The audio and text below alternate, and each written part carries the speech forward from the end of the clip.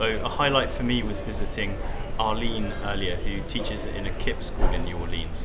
I think it's probably the best classroom environment and the best lesson that I've ever seen in terms of what she was giving her students.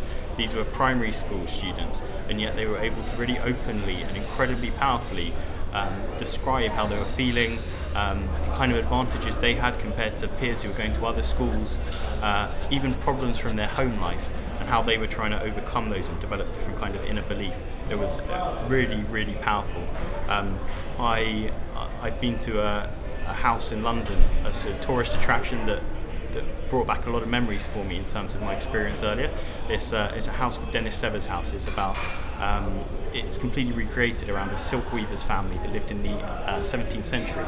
And as you're walking around the house, you see all these little clues as to what the family's life was actually like.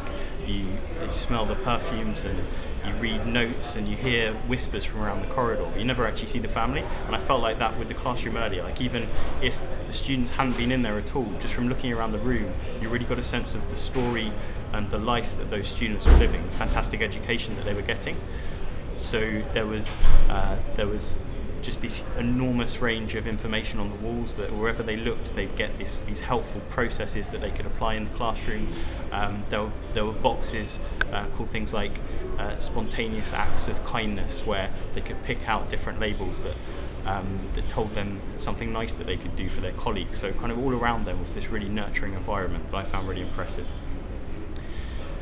I've also been struck this week by the fact that education in the US is very much a civil rights movement, and I don't think that we take that same approach to the battle in England.